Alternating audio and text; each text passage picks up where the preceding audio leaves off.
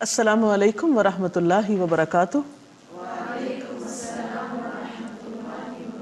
نحمده ونصلی علی رسولہ الکریم، اما بعد فاعوذ باللہ من الشیطان الرجیم، بسم اللہ الرحمن الرحیم، رب اشرح لی صدری ویسر لی امری واحلل عقدۃ من لسانی یفقہوا قولی۔ ناظرین، آج ہم گفتگو کریں گے روزہ اور قرآن کے موضوع پر۔ قرآن حکیم اللہ رب العزت کی کتاب ہے، اس کا کلام ہے۔ یہ کوئی معمولی کلام نہیں ہے، یہ کلام اس ہستی کا ہے جس نے یہ کائنات بنائی، جو خالق ہے، جو مالک ہے، جو ہم سب کا رازق ہے، جس نے ہم سب کو ہدایت دی۔ یہ کلام دنیا کے ہر کلام سے عظیم تر ہے، اور اس کا اندازہ آپ کو اس سے بھی ہو سکتا ہے کہ اس کلام کے ساتھ ہر طرح کی عظمتیں وابستہ ہیں۔ جو فرشتے یعنی جبریل امین اس کو لے کر آئے وہ ملائکہ کے سردار ہیں۔ جس پیغمبر پر یہ کتاب نازل ہوئی اسے خیر امت قرار دیا گیا۔ جس رات میں یہ کتاب اتری، لیلۃ القدر کی رات، اسے 1000 مہینوں سے بہتر رات قرار دیا گیا۔ جس شہر میں یہ کتاب نازل ہوئی، مکہ، اسے ام القری، بستیوں کی ماں کہا گیا۔ اور جس مہینے میں یہ کتاب نازل ہوئی، رمضان المبارک کا مہینہ، وہ تمام مہینوں سے افضل قرار پایا۔ لہذا قرآن پاک اور رمضان کا ایک خاص تعلق ہے۔ اللہ رب العزت فرماتے ہیں، شہر رمضان الذی انزل فیہ القرآن، رمضان وہ مہینہ ہے جس میں قرآن نازل کیا گیا، ھدی للناس، جو لوگوں کی ہدایت کے لیے ہے، وبینات من الہدی والفرقان، اور اس کتاب میں ہدایت اور فرقان کی روشن نشانیاں ہیں، یعنی ایسی تعلیمات پر مشتمل ہے کہ جو راہ راست دکھانے والی اور حق و باطل کا فرق کھول کر رکھ دینے والی ہیں۔ اس لیے یہ بات ضروری معلوم ہوتی ہے کہ روزے اور قرآن کا تعلق صحیح طور پر واضح کیا جائے، اور اس مہینے میں قرآن پاک کے ساتھ خصوصی تعلق قائم کیا جائے۔ اللہ سبحانہ وتعالی اس کتاب کے بارے میں یہ بھی فرماتے ہیں، قل بفضل اللہ وبرحمتہ فبذلک فلیفرحوا ھو خیر مما یجمعون۔ آپ کہہ دیجئے کہ یہ اللہ کا فضل اور اس کی مہربانی ہے کہ یہ چیز اس نے بھیجی، اس پر تو اس لوگوں کو خوشی منانی چاہیے، یہ ان سب چیزوں سے بہتر ہے جنہیں لوگ سمیٹ رہے ہیں۔ گویا یہ کتاب ہر اس نعمت سے، ہر اس دولت سے بڑی دولت ہے جو لوگ سمیٹتے ہیں یا جن چیزوں کا شوق لوگ رکھتے ہیں۔ اور یہ بات کس کی کہی ہوئی ہے؟ اللہ رب العزت کی۔ یہ مہینہ چونکہ نزول قرآن کا مہینہ ہے، اس لیے ہم سب کو بھی چاہیے کہ اس مہینے میں زیادہ سے زیادہ قرآن حکیم کے ساتھ تعلق پیدا کریں۔ ہم دیکھتے ہیں کہ نبی اکرم صلی اللہ علیہ وسلم جن پر یہ قرآن پاک نازل ہوا، وہ بھی اس مہینے میں قرآن پاک کے ساتھ ایک خصوصی تعلق رکھتے تھے۔ ابن عباس کا بیان ہے کہ رسول اللہ صلی اللہ علیہ وسلم سب سے زیادہ سخی تھے، اور رمضان میں جب آپ کو حضرت جبریل علیہ السلام آ کر ملتے تو آپ بہت زیادہ سخاوت کرنے والے تھے، اور جبریل علیہ السلام رمضان کی ہر رات میں آپ سے ملتے تھے اور آپ سے قرآن کا دور کرتے تھے۔ پس یقیناً رسول اللہ صلی اللہ علیہ وسلم سے جب جبریل علیہ السلام ملتے تو آپ تیز ہوا سے بھی زیادہ سخاوت فرماتے تھے۔ اس حدیث کو بخاری اور مسلم نے روایت کیا ہے۔ تو اس سے پتہ چلتا ہے کہ آپ صلی اللہ علیہ وسلم رمضان کی راتوں میں سے ہر رات جبریل امین کے ساتھ قرآن پاک کا دور فرمایا کرتے تھے۔ ہمارے لیے بھی لازم ہے کہ ہم اس مہینے میں خاص طور پر قرآن پاک کی تلاوت کا اہتمام کریں۔ قرآن پاک کا پڑھنا تو ویسے ہی بابرکت ہے، ایک ایک حرف کے پڑھنے پر 10 نیکیوں کا وعدہ ہے، اور قیامت کے دن بھی یہ قرآن انسان کے لیے سفارشی بن کر آئے گا۔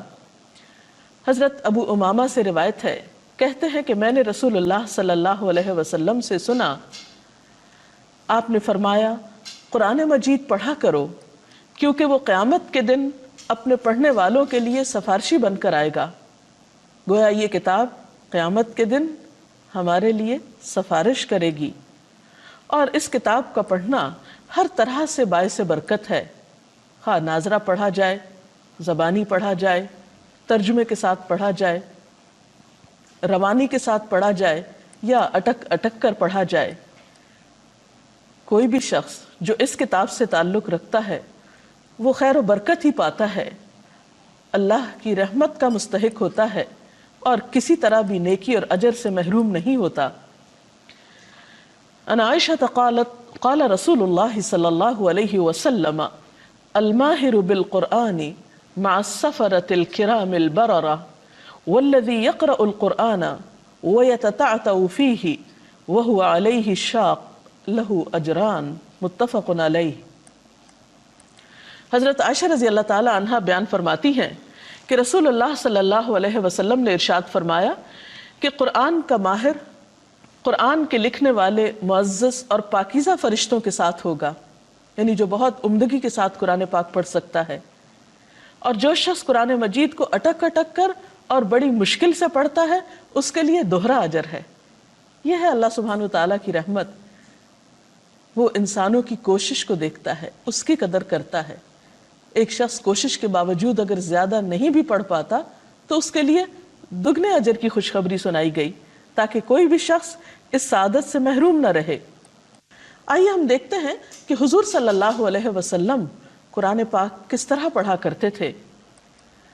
اس سلسلے میں حضرت ام سلمہ کی ایک روایت ہمیں ملتی ہے، ان سے کسی نے پوچھا تھا کہ آپ صلی اللہ علیہ وسلم قرآن پاک کس طرح پڑھا کرتے تھے، تو انہوں نے فرمایا کہ آپ صلی اللہ علیہ وسلم ٹکڑے ٹکڑے کر کے پڑھا کرتے تھے، یعنی رک رک کر پڑھا کرتے تھے، یعنی ایک ایک آیت کو الگ الگ کر کے پڑھا کرتے تھے۔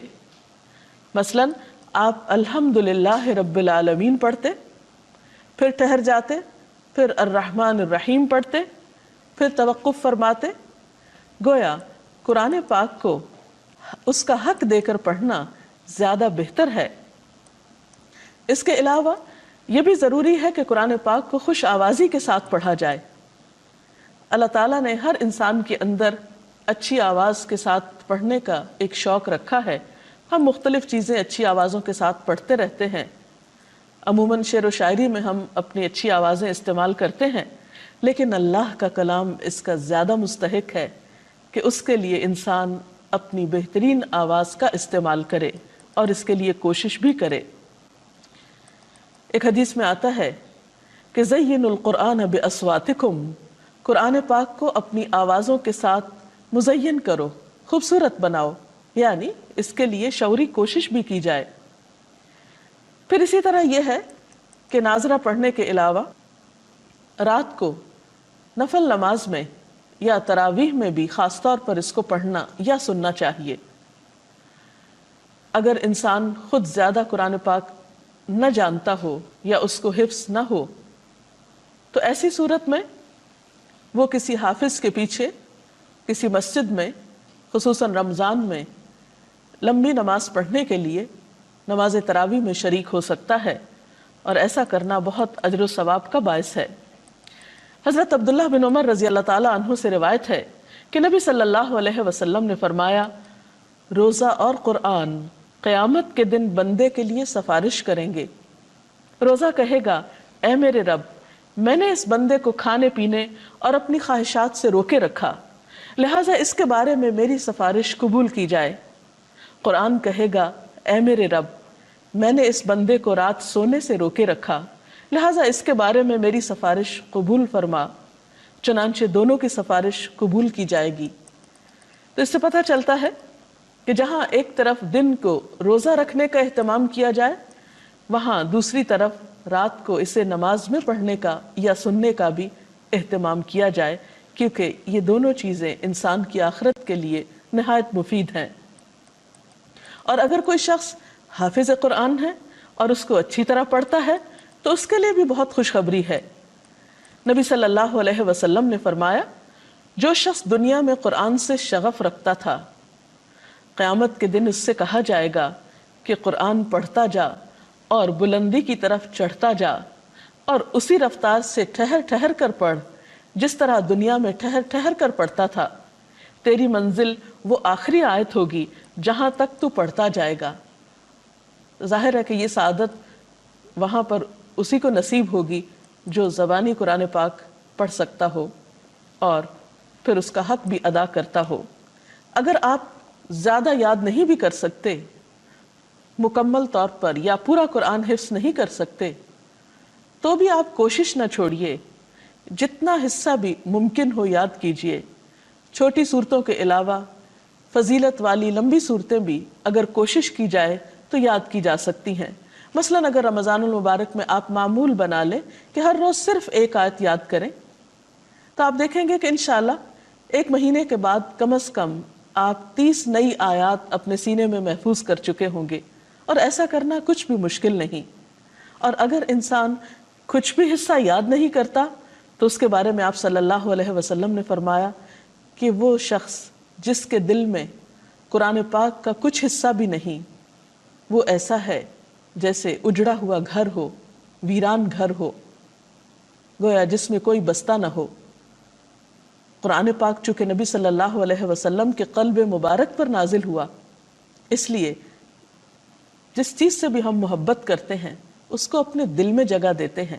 اگر واقعی ہمیں اللہ پاک سے محبت ہے اور اس کی کتاب سے محبت ہے تو لازم ہے کہ اس کی کتاب کو اپنے دل میں جگہ دی جائے اور اس کا کچھ نہ کچھ حصہ زبانی بھی ضرور یاد کیا جائے۔ ناظرہ پڑھنے کے علاوہ، قیام اللیل میں پڑھنے کے علاوہ، حفظ کرنے کے علاوہ اس میں غور و فکر کرنا بھی ضروری ہے۔ اللہ سبحانہ وتعالیٰ فرماتے ہیں، کتاب انزلناہ مبارک، یہ ایک ایسی کتاب ہے جسے ہم نے اتارا ہے اور بہت بابرکت ہے۔ کس لیے اتارا ہے؟ لیدبروا آیاتہ، تاکہ لوگ اس کی آیات میں غور و فکر کریں، ولیتذکر اولو الالباب، اور تاکہ عقل مند لوگ اس سے نصیحت حاصل کریں۔ اور ویسے بھی یہ کتاب ہدایت کے لیے آئی ہے۔ قرآن پاک کے بالکل ابتدا میں سورۃ البقرہ میں اللہ تعالیٰ فرماتے ہیں، ذالک الکتاب لا ریب فیہ، یہ کتاب اس میں کوئی شک نہیں۔ کیوں آئی ہے یہ کتاب؟ ھدی للمتقین، تقوی والوں کی ہدایت کے لیے۔ اور روزے کا مقصد بھی تقوی کا حصول ہے، تقوی حاصل کرنا ہے، اور جب تقوی حاصل ہوتا ہے روزے کے ساتھ تو قرآن پاک بھی زیادہ بہتر طور پر سمجھ آتا ہے۔ اس لیے اس مہینے میں خاص طور پر غور و فکر کرنے کی اس میں ضرورت ہے، کیونکہ اس آیت میں بھی یہ فرمایا گیا جو رمضان المبارک میں قرآن پاک کے نزول سے متعلق ہے کہ یہ کتاب ھدی للناس، انسانوں کی ہدایت کے لیے ہے۔ اور پھر پلٹ کر فرمایا، اور پھر دوبارہ فرمایا، وبینات من الھدی والفرقان، اس کتاب میں ہدایت اور فرقان کی واضح نشانیاں موجود ہیں۔ جو شخص اس کتاب کے ساتھ جس نیت اور جس غرض سے تعلق قائم کرے گا وہ اس کو حاصل ہوگی۔ لہٰذا اگر کوئی شخص اس سے ہدایت حاصل کرنا چاہتا ہے، نصیحت حاصل کرنا چاہتا ہے، تو یہ کتاب اس کی یہ غرض بھی پوری کرتی ہے۔ اور ویسے بھی یہ کتاب تو ہے ہی ہدایت کے لیے۔ اور اس کے لیے ہم دیکھتے ہیں کہ جو شخص لوگوں کو اس کی تعلیم دے، اس کو سکھائے، تو اس کے لیے آپ صلی اللہ علیہ وسلم نے فرمایا، حضرت عثمان رضی اللہ تعالیٰ عنہ سے روایت ہے کہ قال رسول اللہ صلی اللہ علیہ وسلم، خیرکم من تعلم القرآن وعلمہ، تم میں بہترین ہیں وہ لوگ جو قرآن کی تعلیم حاصل کریں اور دوسروں کو اس کی تعلیم دیں، خود سیکھیں اور دوسروں کو سکھائیں۔ تو گویا اللہ تعالیٰ کی نظر میں یہ ایک بہترین عمل ہے، اللہ تعالیٰ کے قرب حاصل کرنے کا ذریعہ ہے کہ انسان اللہ کی کتاب کی خدمت کرے، اسے سیکھے اور سکھائے۔ آپ صلی اللہ علیہ وسلم نے یہ بھی فرمایا کہ حسد جائز نہیں مگر دو لوگوں پر، ایک وہ شخص جسے اللہ تعالیٰ نے قرآن کا علم دیا ہو اور وہ شب و روز اس کو لیے کھڑا ہو، یعنی اس کو نماز میں بھی پڑھے اور اسے سکھانے کے لیے بھی کھڑا ہو، اور دوسرا وہ شخص جسے اللہ نے مال دیا ہو اور وہ اسے شب و روز اللہ کی راہ میں خرچ کر رہا ہو۔ لہٰذا ہم سب کے لیے ضروری ہے کہ ہم اس مہینے میں خاص طور پر اس کتاب کے ساتھ تعلق قائم کریں، اور انشاءاللہ ایک دفعہ جب اس کے ساتھ تعلق قائم ہوگا تو آئندہ بھی سال بھر کسی نہ کسی طرح تعلق قائم رہے گا۔ رمضان ایک ایسا موقع ہے کہ جس میں ہم آسانی کے ساتھ اللہ تعالیٰ کی کتاب کے ساتھ اپنا تعلق قائم کر سکتے ہیں۔ پوری ایک فضا ہمارے لیے تیار ہو جاتی ہے جس میں یہ کام آسان ہو جاتے ہیں، اور ویسے بھی جس کے ساتھ ایک تعلق ہو اس کے ساتھ کمیونیکیشن تو ضروری ہے۔ اللہ تعالیٰ کے ساتھ بہترین تعلق اسی وقت قائم ہو سکتا ہے جب ہم اس کے کلام کو سمجھنے والے ہوں، سننے والے ہوں، اس کو اپنی زندگی میں جاری و ساری کرنے والے ہوں، کیونکہ کمیونیکیشن کے بغیر تو کوئی تعلق نہیں ہوا کرتا۔ یہ کیسے ہو سکتا ہے کہ اللہ کی کتاب کو پڑھیں بھی نہیں، اس کے قریب بھی نہ جائیں، اس کو سمجھے بھی نہیں، اسے سیکھیں بھی نہیں، اسے سکھائیں بھی نہیں، اسے یاد بھی نہیں کریں، اور پھر اللہ کی محبت کا دعویٰ بھی کریں؟ ایسا ممکن نہیں۔ لہٰذا دعا ہے کہ اللہ تعالیٰ ہمیں اس کا حق ادا کرنے کی توفیق عطا فرمائے۔ اس سلسلے میں اگر آپ کے پاس کچھ سوالات ہوں تو آپ کر سکتے ہیں۔ میرا سوال ہے کہ کیا روزانہ صرف تلاوت کر لینا معنی کے بغیر کافی ہے قرآن پاک کی؟ بات یہ ہے کہ قرآن پاک کو جتنا بھی پڑھا جائے گا ثواب تو بہرحال ہوگا، لیکن جیسا کہ ابھی ذکر ہوا کہ یہ کتاب صرف ثواب حاصل کرنے کا ذریعہ نہیں، یہ تو انسانیت کی رہنمائی کے لیے آئی تھی، راہ دکھانے کے لیے آئی تھی۔ یہ تو کتاب ہدایت ہے، ذالک الکتاب لا ریب فیہ ھدی للمتقین۔ تو ہدایت اس کتاب سے اسی وقت حاصل ہو سکتی ہے جب اس کو سمجھ کر پڑھا جائے یا اس کے اندر غور و فکر کیا جائے۔ اس لیے کوشش یہ کرنی چاہیے کہ تلاوت کے علاوہ، ناظرہ پڑھنے کے علاوہ کچھ نہ کچھ حصہ ترجمے کے ساتھ ضرور پڑھا جائے یا سننے کا کچھ اہتمام کیا جائے۔ جتنا ہم اس میں غور و فکر زیادہ کریں گے اتنا اجر و ثواب بڑھتا چلا جائے گا۔ جی آپ؟ کچھ لوگ مصروفیت کے باعث قرآن پاک نہیں پڑھ پاتے تو وہ کیا کریں پھر؟ ایسے لوگ اگر پہلے سے قرآن پاک کا کچھ حصہ انہیں زبانی یاد ہے تو اس کو بھی چلتے پھرتے دہرا سکتے ہیں، اپنے کام کاج کے دوران بھی پڑھ سکتے ہیں۔ یا پھر یہ ہے کہ اگر وہ پڑھنے کے قابل نہیں، مثلاً بہت بوڑھے بزرگ ہیں، نگاہ بہت کمزور ہے، زیادہ بیٹھ نہیں سکتے، زیادہ دیر پڑھ نہیں سکتے، تھک جاتے ہیں جلدی، تو ایسی صورت میں الحمدللہ آج کل ہر جگہ پر کیسٹ پلیئرز موجود ہیں اور مختلف قراء کی خوبصورت آوازوں میں قرآن پاک کی تلاوت کی کیسٹس بھی دستیاب ہیں۔ تو ایسی صورت میں وہ لوگ کیسٹ کے ذریعے بھی سن سکتے ہیں، اور سننے کا بھی اجر و ثواب ہے۔ ہر شخص اپنی اپنی سہولت کے مطابق کچھ نہ کچھ وقت ضرور اس کے لیے نکال سکتا ہے۔ مثلاً رات کو سونے سے پہلے، کیونکہ سونا تو ہر شخص کو ہوتا ہے، اگر اس وقت بھی آپ بہت تھکے ہوئے ہیں اور نہیں پڑھ سکتے تو آپ کھانے کے دوران بھی کیسٹ پلیئر آن کر کے آپ ساتھ ساتھ سن بھی سکتے ہیں اور کھانا بھی کھا سکتے ہیں، کیونکہ یا سحری کے وقت آپ بیٹھیں گے یا افطار کے وقت۔ لیکن یہ کوشش ضرور رہے اور شعوری کوشش رہے کہ کسی نہ کسی طرح اللہ کی کتاب کے ساتھ کچھ تعلق ضرور قائم کرنا ہے، اور آپ دیکھیں گے کہ جتنا آپ کا اس کتاب کے ساتھ تعلق ہوگا اتنا ہی آپ کے دل کو سکون ہوگا، آپ پرسکون ہوں گے تو آپ کے کام زیادہ بہتر طریقے سے ہو سکیں گے۔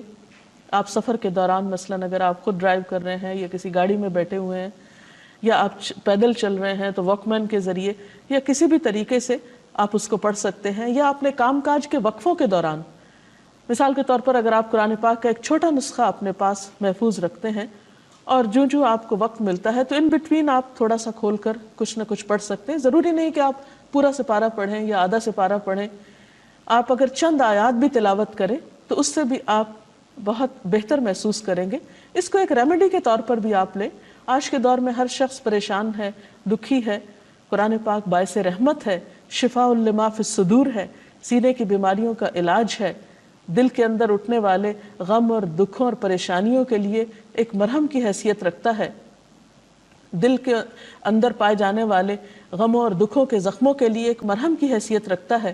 اس لیے کچھ نہ کچھ حصہ ہر صورت میں پڑھنے کی کوشش کریں. ہمارے یہاں مساجد میں رمضان کی آخری 3 راتوں میں ایک اسپیشل پروگرام منعقد کیا جاتا ہے جسے محفل شبینہ کہتے ہیں. تو کیا ایسی محفلیں منعقد کرنا درست ہے؟ اصل میں وہ اس لیے کی جاتی ہیں کہ جو لوگ زیادہ وقت نہیں نکال سکے وہ کم از کم آخری کچھ راتوں میں اس سے فائدہ اٹھا سکیں. لیکن اس سلسلے میں ایک بات یاد رہنی چاہیے کہ حضور صلی اللہ علیہ وسلم نے فرمایا کہ لم یفقہ من قرأ القرآن فی اقل من 3، کہ اس شخص نے قرآن کو سمجھا نہیں جس نے اسے 3 شب و روز سے کم میں پڑھا.